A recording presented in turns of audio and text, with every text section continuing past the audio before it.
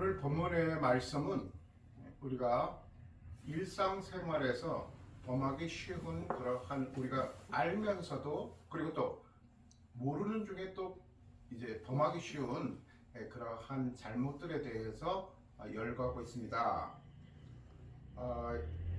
2장 1절 그러므로 남을 판단하는 사람아 했습니다. 그러므로는 앞에 있는 그러한 상황이라든가 그 주제에 대한 그 부연 설명을 하는 것입니다.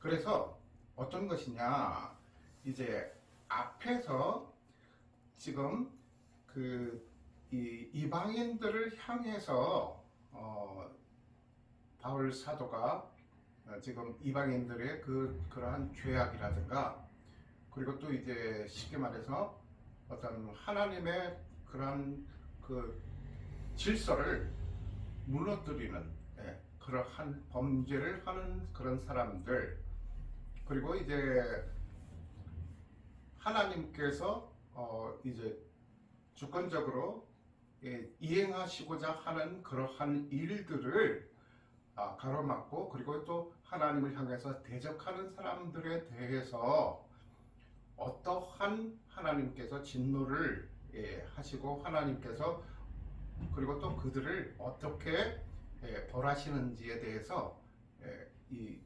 앞에 1장의 후반부부터 그렇게 나와 있습니다. 자, 그런데 지금 2장으로 들어오면서 그러므로 남을 판단하는 사람아 했습니다. 여기서 그 남을 판단하는 사람아 라고 했는데 그 판단이라는 것은 어떤 그 상황에 대해서 이제 그 정의를 내리거나 옳고 그름을 이렇게 이제 그 가늠하는 것이 아니라, 원어 성경에는 그 저지먼트라고 그랬는데, 그러니까 심판하는 사람을 말합니다. 그러니까 정죄하는 사람들.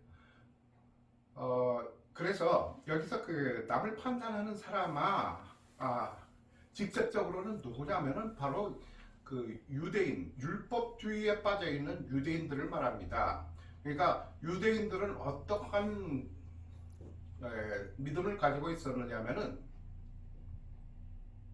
율법으로 구원을 받을 수 있고, 이제 자기네는 그 율법을 아주 철저하게 지켰기 때문에 그 율법을 지킨 그러한 그 행위의 보상으로 구원을 받을 수 있다라는 그런 잘못된 믿음을 갖고 있었고, 그리고 또 이제 그 이방인들은 그 율법의 그 범위에서 벗어나 있기 때문에 그 이방인들은 전혀 그 자신들하고 동일하지 않다라고 그렇게 생각을 했습니다. 그래서 이방인들은 개나 그런 그 짐승들 정도로 그렇게 이제 여겼다는 것입니다. 그리고 또 할례를 받은 그 민족이기 때문에 이방인들은 굉장히 할례를 받지 않았기 때문에 부정하고 또 부도덕하고 그리고 이제 더러운 그러한 사람들이라고 그렇게 이제 생각을 했었습니다. 그래서 그 이방인들을 바라보면서 굉장히 그런 그 자부심을 가졌는데 그게 이제 잘못된 자부심이었다는 것입니다. 그리고 이제 그들을 정죄하기까지 했다는 것입니다. 미워하고 마음속으로 살인하고, 그러니까 그런 부분에 대해서 지금 이 사도 바울이 아주 정확하고 아주 맹렬하게 그 부분에 대해서 이제 지금 지적을 하고 있는 것입니다. 그래서 남을 판단하는 사람아, 그러니까 남을 정죄하는 사람아, 그렇게 이제 이해를 해야 될 것입니다. 자, 그래서 예수님께서도 산상수훈에서 그 마태복음 7장을 들어가면서 그 7장 1절에 비판을 받지 아니하려거든 비판하지 말라 라는 그러한 교훈으로 그 7장을 열어가셨습니다. 자, 그래서 거기서도 그 비판을 받지 아니하거든. 그 비판이라는 것은 여기서 말하는 그 판단, 그러니까 저저먼트로 동일하게 해석을 할 수가 있을 것입니다. 자, 그래서 그렇게 이제 남을 자기는 깨끗하고 남은 더럽다. 그리고 나는 의로운데 너희들은 불의하다라고 그렇게 정의를 내리고, 이 세상에 어떻게 보면 그런 사람들이 있지 않습니까? 나 혼자만 깨끗하고 나 혼자만 잘났고 나 혼자만 정말 정의로운 거예요. 그런데 남들이 볼 때는 남들이 객관적으로 그 사람을 바라볼 때는 그 사람은 정작 이제 남을 그렇게 이제 그 판단을 하지만 본인은 더 큰 잘못을 저지르고 있고 그 죄악 가운데서 살아가고 있다는 것이죠. 자, 그래서 여기서 그런 부분들을 지금 신랄하게 지금 사도 바울이 지금 지적을 하고 있습니다. 그래서 누구를 막론하고 내가 핑계하지 못할 것은 남을 판단하는 것으로 내가 너를 정죄함이니 했습니다. 여기서 핑계하지 못할 것은, 그러니까 어떠한 핑계도 통하지 않는다는 것입니다. 그래서 어떤 것이냐? 남을 판단하는 것으로 내가 너를 정죄함이니, 여기서 내가 너를 정죄함이니 라는 것은 무엇이냐? 너 스스로 정죄하는 것이 되어버린다는 것입니다. 그러니까 쉽게 말해서 남을 미워하고 남을 정죄하는 그 자체가, 하나님께는 그 자체가 똑같이 남을 미워하는 것, 정죄하는 것이 마음속으로만 그렇게 생각을 한다고 하더라도 동일하게 그렇게 살인죄를 저지른 사람하고 똑같이 하나님께서는 여기신다는 것입니다. 그래서 하영조 목사님께서 아주 재미있는 그런 표현을 하신 적이 있었습니다. 그러니까 이 간음하다가 잡힌 사람들, 그때는 이제 그 세상법으로도 간음죄가 이제 존재해 있을 때였습니다. 그래서 간음하다가 이제 들킨 사람들, 쉽게 말해서 불륜을 저지르다가 잡힌 사람들, 그런 사람들은 지금 교도소에 앉아 있고, 들키지 않은 사람들은 지금 여기 와서 앉아 있습니다 라고 해서 오누리교회가 교회당이 아주 그 웃음바다가 되는 그런 재미있는 그런 에피소드를 제가 이제 본 적이 있었는데, 그건 무엇이냐 하면은 그러니까 마음적으로 저지르는 죄도 하나님이 보시기에는 그렇게 이제 가시적으로 실행해서 그렇게 저지르는 죄하고 똑같이 그렇게 여기시고 똑같이 하나님께서 정죄를 하신다는 것입니다. 그래서 이게 바로 그런 얘기입니다. 그러니까 남을 판단하는 것으로 그러니까 너가 너를 정죄함이니, 그러니까 쉽게 말해서 그 남을 저 사람 못됐어, 저 사람은 나쁜 사람이야, 저 사람은 살인자야, 그렇게 이제 그 정죄를 하는 그 자체가 무엇이냐면은 그 스스로 나는 죄인입니다, 나는 저 사람과 똑같이 그런 잘못을 한 사람입니다, 동일한 사람입니다 라고 스스로 그렇게 인정하는 게 된다는 것입니다. 그래서 그렇게 너가 너를 정죄함이니 판단하는 내가 같은 일을 행함이라. 그러니까 그 얘기예요. 그러니까 판단하는 그 자체, 정죄하는 그 자체가 그러니까 똑같이 그 사람들하고 똑같은 사람이 돼버린다, 동급이 돼버린다는 것입니다. 자, 그리고 2절에 보면 이런 일을 행하는 자에게 하나님의 심판이 진리대로 되는 줄 우리가 아노라 했습니다. 이런 일은 어떤 것입니까? 이 위에서 언급한, 그러니까 남을 정죄하는 그러한 잘못을 저지르는 사람들입니다. 그래서 우리가 이제 세상법으로는, 그리고 또 도덕적으로는 들키지 않고 아까 말씀 이 하영종 목사님께서 표현하신 대로 들키지 않고 또 이제 그 사람들 눈에 띄지 않으면 내가 그 정죄를 받지 않기 때문에 그 심판을 받지 않기 때문에 나는 의롭다라고 깨끗하다라고 그렇게 착각을 하는 그런 사람들이 있다는 것입니다. 물론 우리가 하나님을 믿지 않고 그 예수님이 내 마음속에 계시지 않는다면 얼마든지 이제 그럴 수도 있을 것입니다. 그래서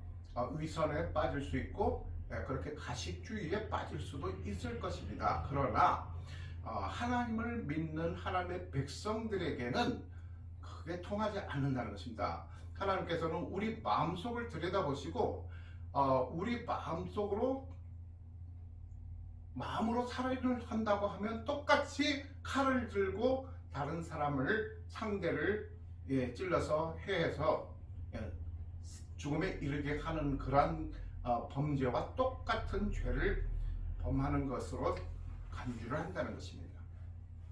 자, 그래서 예수님께서도 여인을 보고 음욕을 품는 자는 이미 그 마음으로 음행을 저지르는 것이다 라고 그렇게 말씀을 하셨습니다. 그러니까 이제 행동으로 옮기지만 않았을 뿐이지 마음속으로는 이미 그러한 행동을 자기 스스로 그 상상의 세계에서 마음속에서 행했기 때문에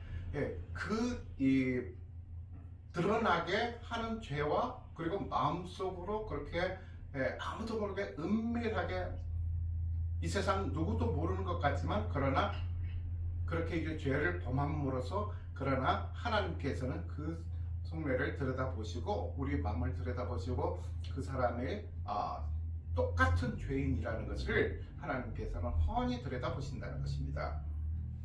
자, 그래서 현장에서 이제 가늠하다가 잡혀온 그 여인을 이제 두고서 돌로 던지려고 했을 때 심판을 하려고 사람들이 이제 공개된 그런 광장에 모여서 그 여인을 이제 죽이려고 했지 않습니까? 돌팔매들도. 자, 그런데 예수님께서 하신 말씀이 너희 중에 죄가 없는 자가 먼저 저 여인에게 돌을 던져라 했을 때에 그들이 돌아간 이유가 그것입니다. 그러니까 너희들 중에 어느 누가 그러면 이 마음속으로 저지른 그런 범죄로 그것을 이제 판단하고자 한다면 자유로울 사람이 누구냐? 그렇게 정말로 떳떳하고 당당한 사람이 있으면 하늘을 우러러 한 점 부끄러움이 없는 사람, 그러니까 하나님을 우러러 정말로 내가 당당하고 떳떳한 사람이 있으면 그런 문제에 대해서 먼저 돌을 던져봐라. 그러니까 똑같이 마음속으로 너희들도 그렇게 범죄하지 않느냐. 그러니까 아까 말씀드렸듯이 저 여인은 들켰을 뿐이고 너희들은 지금 안 들켰기 때문에 지금 그렇게 너희들이 의로운 척 그렇게 위선을 떠는 거 아니냐라고 그 위선에 대해서 오히려 예수님께서는 꼬집으신 겁니다. 자, 그래서 3절에 보면 이런 일을 행하는 자를 판단하고도 같은 일을 행하는 사람아. 자, 그래서 이제 누군가를 판단할 때에 저 사람은 나는 그렇지 않은데 저 사람 지난번에 저렇게 잘못했어. 그리고 저 사람은 저렇게 범죄를 저질렀기 때문에 저 사람은 벌을 달게 받아야 돼. 그런데 나는 그렇지 않아 하면서 나는 깨끗해 라고 그렇게 이제 자기 스스로를 위로하고 자기 스스로에 대해서 그 자부심을 갖는 사람이 있을 것입니다. 그러나 이제 이런 일을 행하는 자를 판단하고도 같은 일을 행하는 사람아. 그러니까 그 판단하면서도 그 판단 자체가 같은 일을 행하는, 같은 잘못을 행하는 그런 사람들이라는 것입니다.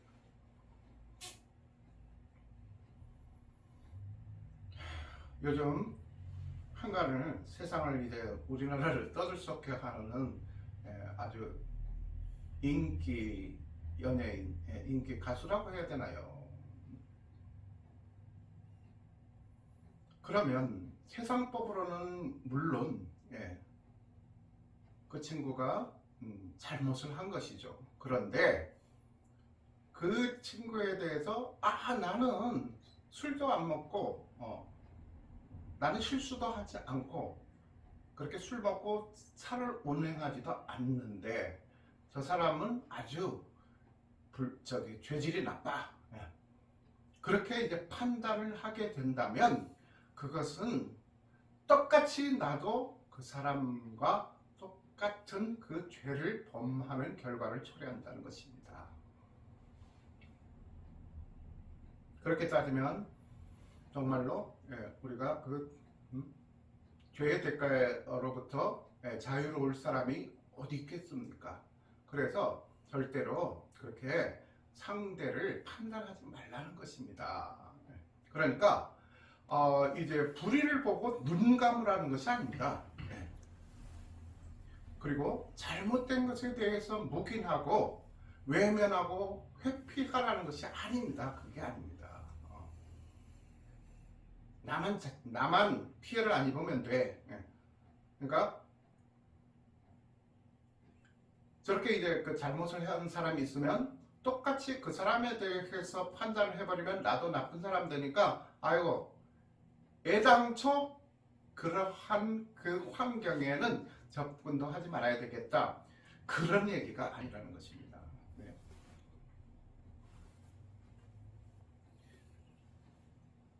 그런 죄의 문제에 대해서는 아주 예민하고 그리고 또 죄에 대해서는 죄의 문제에 대해서만큼은 아주 철저해야 됩니다. 그러나 그 판단의 몫은 내가 아니라 그것은 하나님께서 전능하신 하나님께서 공의로 판단하실 것이라는 것입니다.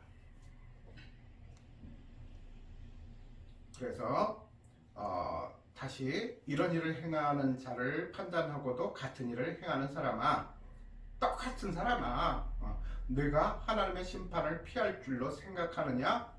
그러니까 피할 줄로 생각하느냐? 그것은 피하지 못한다라는 것을 역설적으로 표현하는 것입니다. 그런 사람은 하나님께서 정확하게 그 문제에 대해서 공의롭게 심판하신다는 것입니다. 4절에 보면 혹 내가 하나님의 인자하심이 너를 인도하여 회개하게 하심을 알지 못하여 그의 인자하심과 용납하심과 길이 참으심이 풍성함을 멸시하느냐 라고 했습니다. 그러니까 하나님께서는 인자하시기 때문에 하나님이 왜 그 아담과 하와에게 선악과를 먹게 해가지고 왜 우리를 죄인으로 만들었습니까? 하나님 나빠요. 뭐 그런 사람들이 있어요. 그런 문제 걸고 넘어지는 사람들이 있습니다. 그런데 하나님께서는 그래도 독생자 예수님을 보내셔가지고 정말로 하나님이 국적이 있으면 조선 사람이 우리 대한민국 사람 아닌가 그런 생각을 합니다. 너무 정이 많으셔요. 인자하십니다. 또 그렇게 성경의 표현에 의하면 우리는 죄인 되었을 때는 하나님과 우리의 관계가 원수의 관계였다고 했습니다. 원수된 자들이라고 했습니다. 그런데 그런 사람들을 못나고 정말로 한심하고 구제불능이고 정말로 치가 털릴 정도로 그렇게 찌질이도 말을 안 듣는 그런 사람들을 위해서 하나님께서는 독생자 예수를 보내주셨습니다. 어떤 사람들은 그렇습니다. 아이고 아직도 하나님 믿으세요. 아직도 교회 다니세요. 그리고 성경 그거 뭐 몇천 년 전에 그 만들어진 거잖아요. 네, 그렇게 얘기해요. 그런데 성경이 몇천 년 전에 만들어진 게 아니라 성경은 태초부터 있었습니다. 하나님의 말씀이지 않습니까? 그러나 기록된 것은 예, 주후 서기 100년, 200년 예, 그때부터 이게 모아져서 하나님의 말씀이 이렇게 성경으로 이렇게 이제 예, 지금 수록이 된 것입니다. 자, 그러면서 예수님 시대보다도 더 오래전에 살다간 소크라테스나 아리스토텔레스나 플라톤의 사상에 대해서는 지금도 심취하고 옛날 사람들 아닙니까? 지금이 21세기예요. 소크라테스가 기원전 500년 전 그런 사람 아닙니까? 자, 그런데 예수님보다도 훨씬 먼저 온 그런 사람이에요. 자, 그런데 어떻게 그 예수를 아직도 믿습니까? 지금 시대가 어느 때인데 그런 사람이 있어요. 그래서 하나님 그러면 계시면 하나님 있으면 한번 보여줘 보세요. 왜 하나님께서 우리에게 하나님을 안 보여주셨습니까? 하나님 보여주셨잖아요. 어떻게 보여주셨습니까? 예수 그리스도가 오셨잖아요. 예수 그리스도께서 오신 것이 나는 하나님을 보지 않으면 나는 안 믿겠습니다. 안 믿겠습니다. 계속 사람들이 그렇게 불평을 하니까 나 같으면 안 보낼 것 같아요.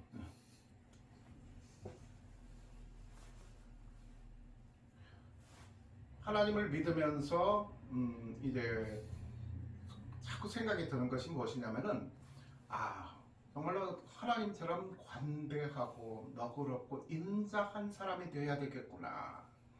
그래서 제가 60평생 동안 살아오면서 정말 후회되는 게 딱 한 가지를 꼽으라면 왜 그렇게 내 주위에 있는 사람들을 한 사람이라도 더 너그럽게 포용하지 못했나? 왜 한 사람이라도 더 용서하지 못했나?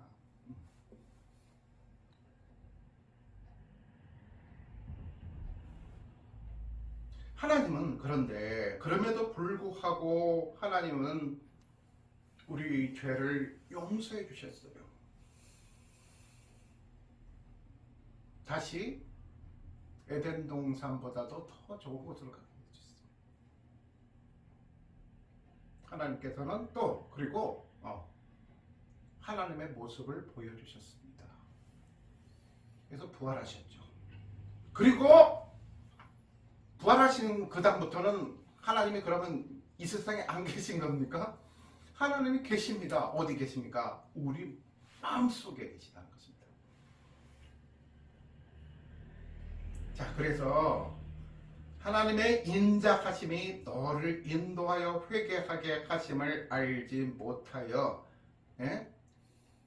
그렇게까지 하나님께서 우리를 어떻게 보면 정말 하나님께서 짝사랑하시는가, 인간들을 짝사랑하시는가 싶을 정도로 인간들에게 애착을 가지고 우리에게 인자하심을 보여주시지만 인도하여 회개하게 하심을 알지 못하고 그의 인자심과 용납하심과 길이 참으심이 풍성함을 멸시하느냐. 그러니까 그러한 하나님의 속성, 하나님의 그 풍부한 그러한 사랑의 속성을 멸시하느냐.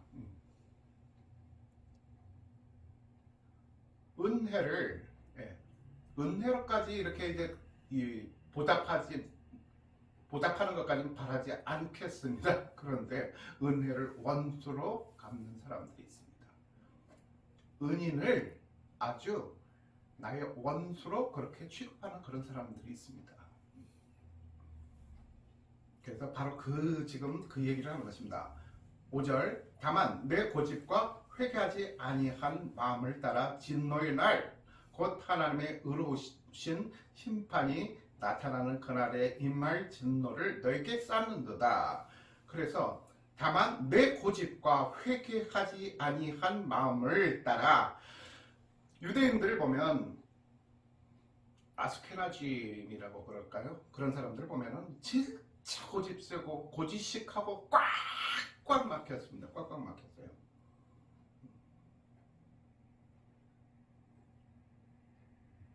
그래서 회개해야 되는데 율법주의에 아주 그냥 세뇌가 돼버리고, 율법주의가 자기 이제 본성, 정체성이 돼버렸어요. 그래서 걸핏하면 남 판단하고, 나는 꼬박꼬박 주일 성수하고 꼬박꼬박 수입의 일을 11조로 하나님께 드리고, 그리고 구제 헌금을 하고 봉사하고 철저히 그러는데, 저 사람들은 안 그러잖아.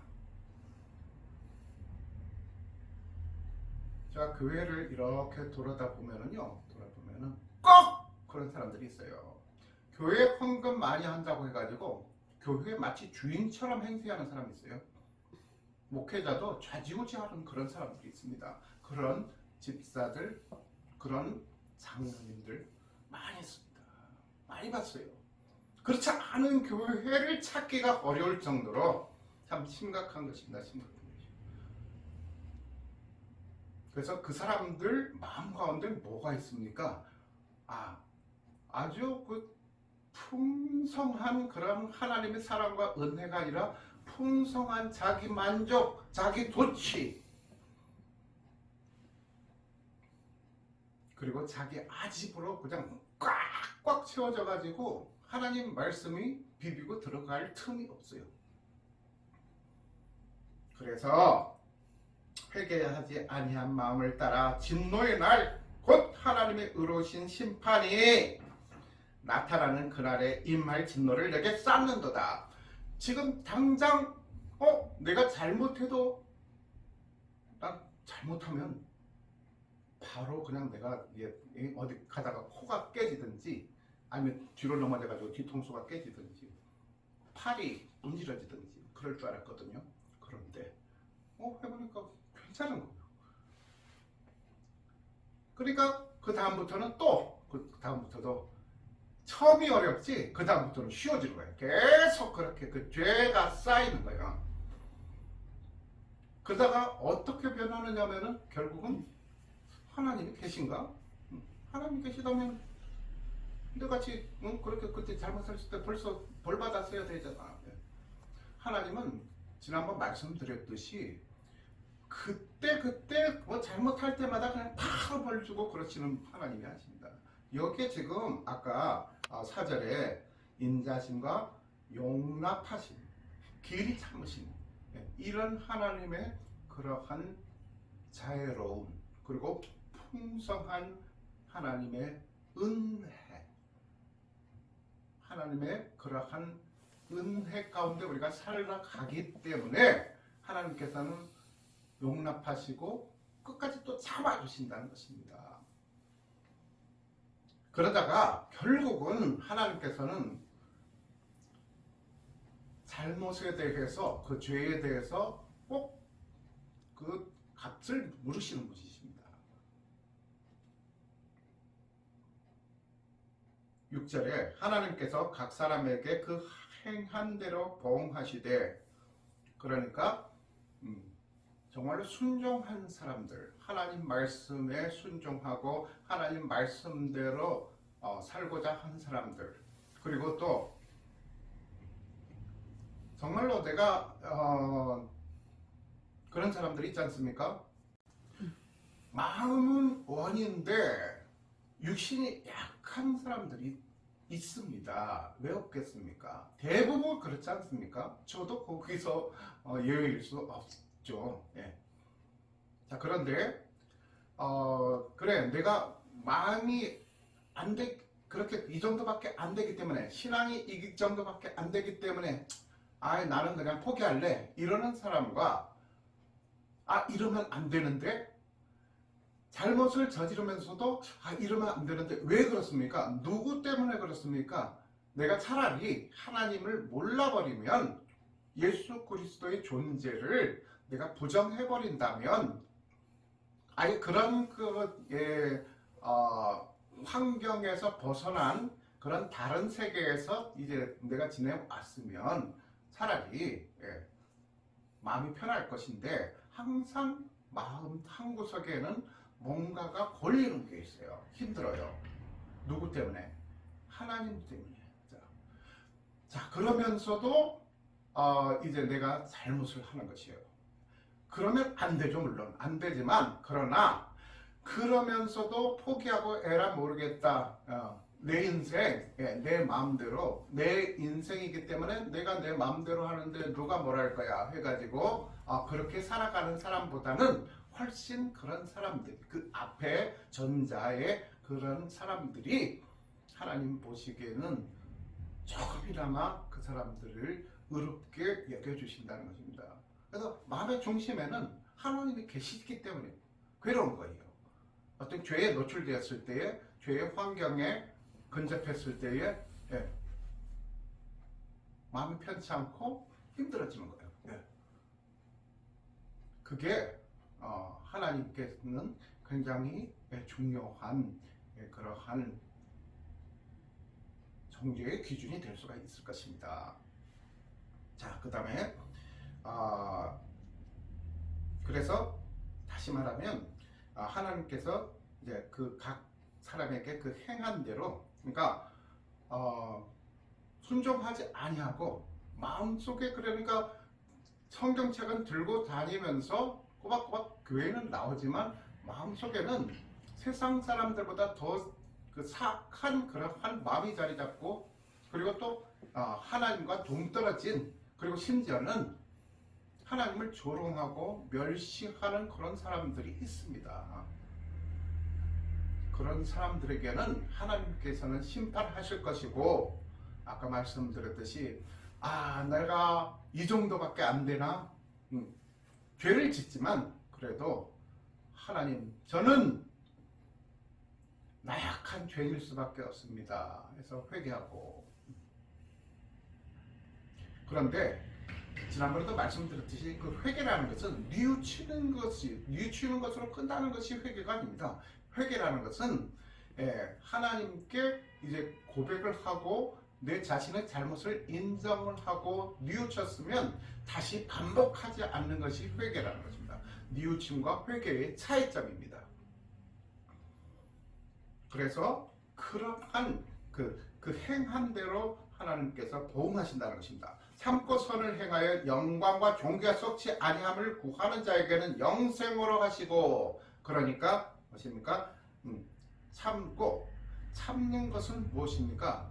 견뎌내는 것을 말합니다. 세상에 어떤 유혹이 오더라도, 그리고 세상의 가치가 주님의 가치보다도 더 크게 보이고 화려하게 보일지라도, 그러나 그런 세상의 가치에 같이 빠져들거나 함몰되지 아니하고, 그러나 끝까지 참고 인내하고 견디는 사람들이 있습니다. 그것이 신앙이죠.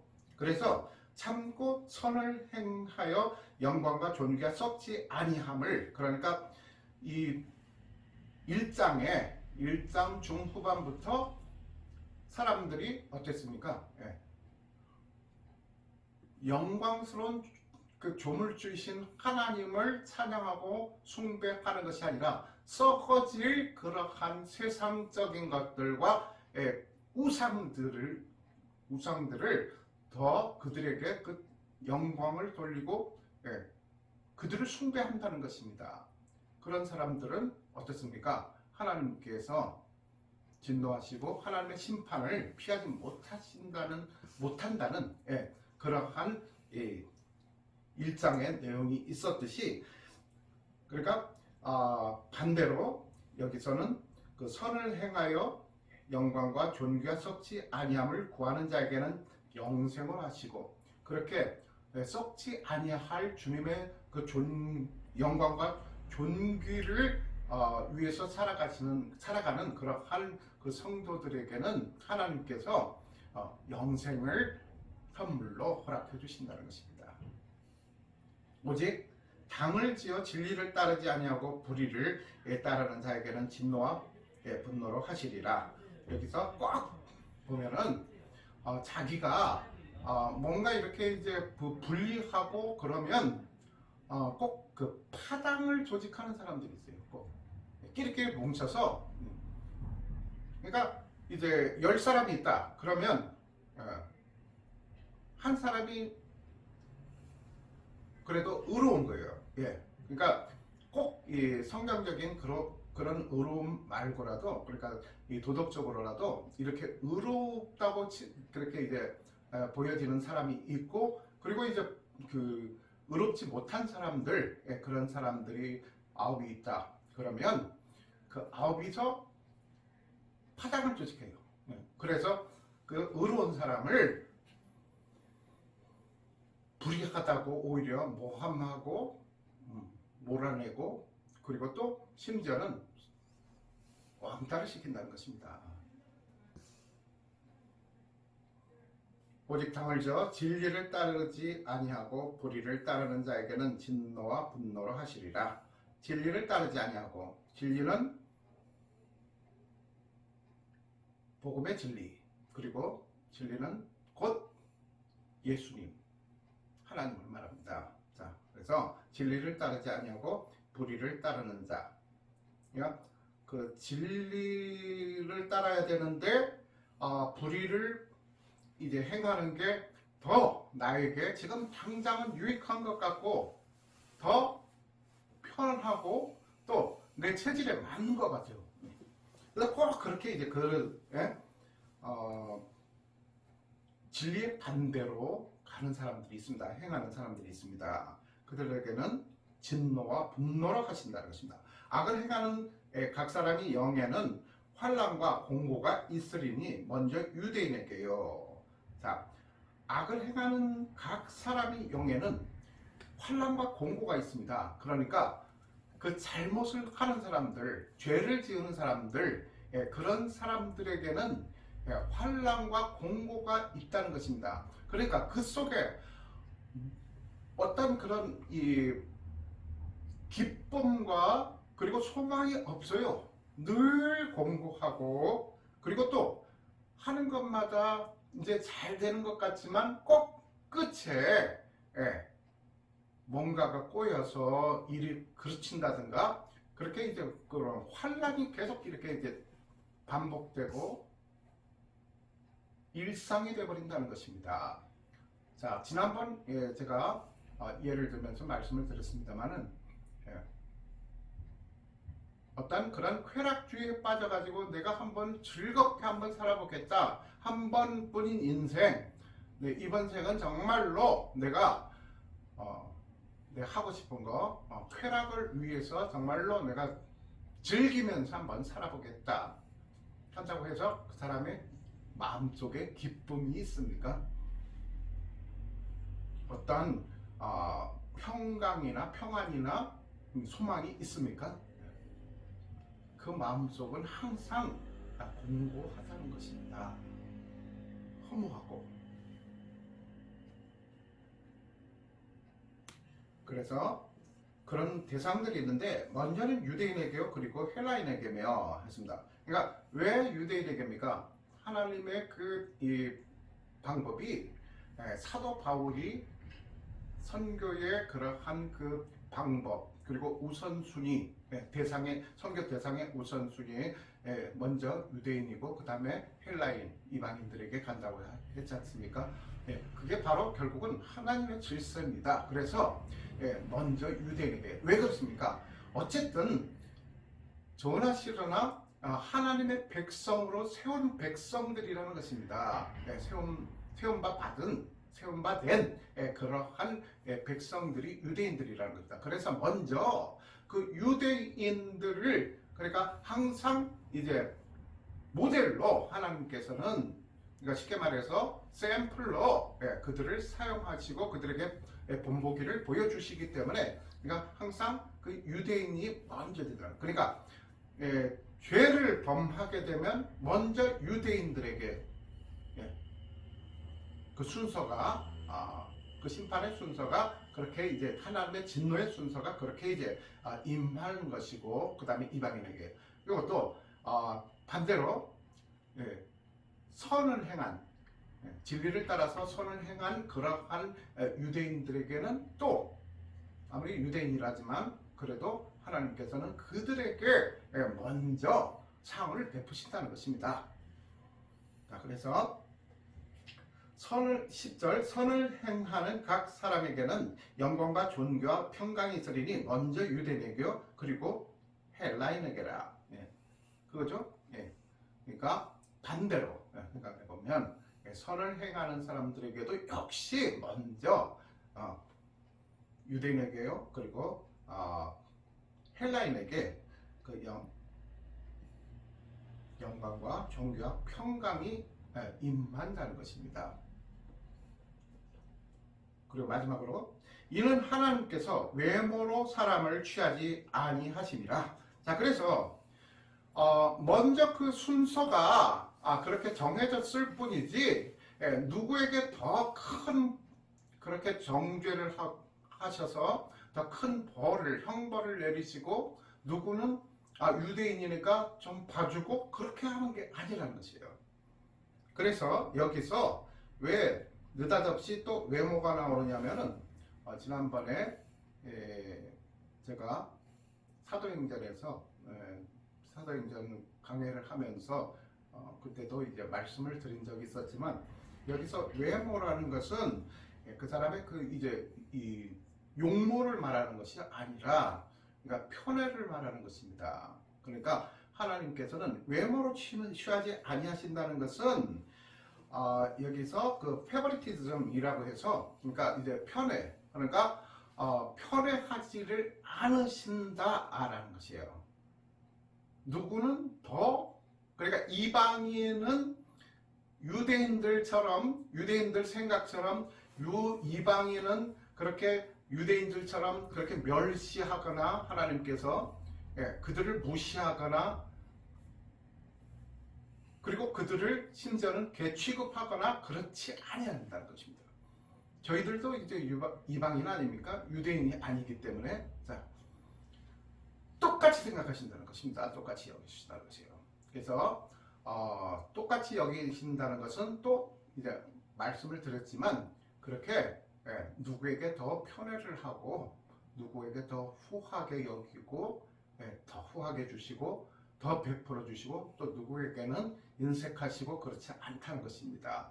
그런 공평하신 하나님께서 우리 인생을 주관하시고 그리고 또 하나님께서 우리 일상 가운데에서 항상 우리의 속 마음을 들여다보시고 그리고 우리 내면에서 저지르는 그러한 이 죄를 하나님께서는 하나하나 체크를 하시고 눈여겨보신다는 것입니다. 그러니까 내 마음속에서 이렇게 이제 은밀하게 겉으로 노출 안 되기 때문에 그렇게 그 범죄를 저지른다고 해서 하나님께서 그러면 이제 거기 우리들 마음속까지 이렇게 들여다보시지 못하느냐 하면 그게 아니라 하나님께서는 우리의 마음을 현미경을 대고서 이렇게 들여다보듯이 우리 마음을 들여다보시고 우리 마음속으로 저지르는 그러한 죄의 문제에 대해서 또 우리 마음속으로 정말로 마음으로 우리 영혼을 다해서 신령과 진정으로 주님께 경배하고 찬양하는 그 마음을 또 하나님께서는 또 보응하신다는 것입니다. 그래서 그런 하나님의 의로우심 그리고 진리를 따라서 하나님의 그 진리를 따라서 선을 행할 때에 하나님께서 우리와 함께 하시며 그리고 또 우리가 어떠한 그런 어렵고 힘든 그런 상황이라든가, 그리고 또 우리가 세상을 살아가면서 정말 억울한 일 당할 때도 우리는 소외되고 정말 나 혼자 알아서 너무 외로운 것 같지만, 그러나 반드시 하나님께서 우리의 그러한 어려움을 속속들이 들여다보시고 관찰하신다는 것입니다. 그래서 하나님께서는 또 거기에 보응하셔서 우리의 그러한 어려움을 주님께서 극복하게 해주시고 또 힘을 주시고 주님의 무한하신 사랑으로 우리들을 채워주신다는 것입니다. 자, 그래서 이러한 인자하시고 용납하시고 그리고 또 길이 참으시는 하나님과 동행하면서 한 주간 동안 주님의 이름으로 승리하시는 저와 여러분의 복된 삶이 되시기를 주님의 이름으로 축복합니다.